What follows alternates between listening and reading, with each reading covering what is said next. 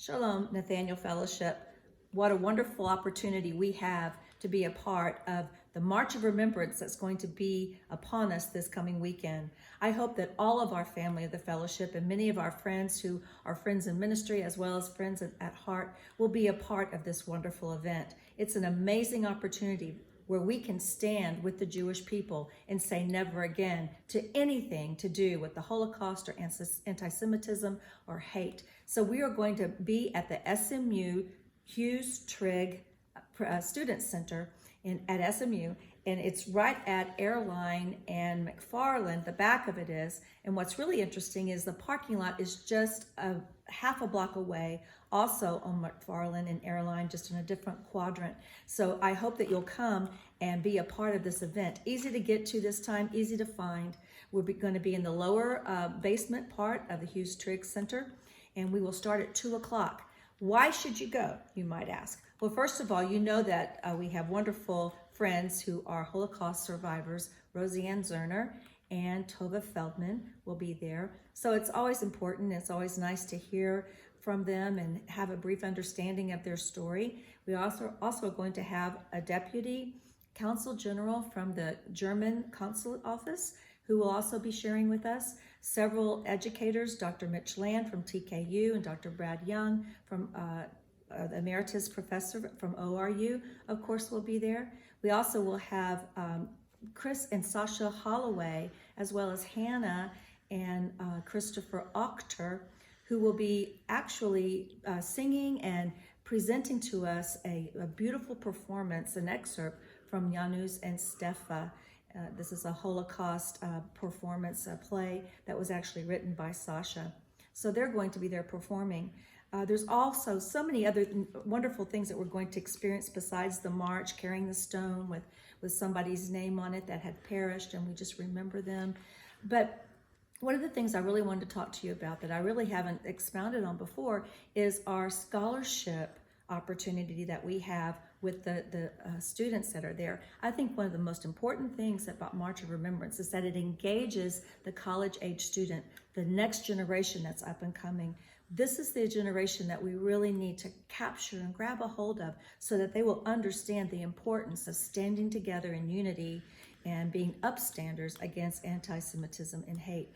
I wanted to read to you a few things that were actually said by some of the submissions that have come in for our scholarship contest. This is by a girl named Rose Hurwitz, and just something that she said that caught my attention. She says, "Where do we draw the line between ignorant teasing and life-threatening propaganda? And what point do individuals' opinions become movements for the masses?" So this is very good questions that this young girl is asking. She goes, "In the last 6 months, I have feared for my own life on 2 separate occasions because of the anti-Jewish violence.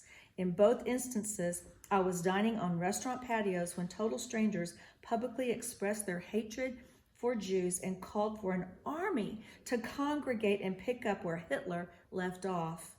I felt like I was in a movie instead of in my own body. I panicked, looking around to see if anybody would do anything, say anything. Nobody did." And then she says, "I want my Jewish brothers and sisters to wear their Star of David necklaces freely, and instead of tucking them into their collars, I want to celebrate my heritage with my people proudly without fear of being targeted in a violent attack. I want to feel safe, supported, and respected in my community. And most of all, I want others to understand how important it is for Jews and Gentiles to stand united against anti-Semitism. This is the type of thing I want to see in the minds of every young person on the college campuses." Another one I'd like to bring out. This one is by Kayla Electu, and she says that she was working at a grocery store, and she was on a certain aisle when a man and a young girl, Jewish man and his young daughter, walked up, and then she heard another man say, she goes, "I heard every anti-Semitic thing come out of this man's mouth as I was trying to immerse myself into the shelves and disassociate from the situation. I couldn't believe it. For the first time in my life, I was witnessing anti-Semitism. The substance of this man's words were out of a textbook. It was shocking. I had never experienced something like it before. Quickly, I snapped out of it and realized this was real life. It wasn't some sort of episode of What Would You Do? It was actually in my actual life.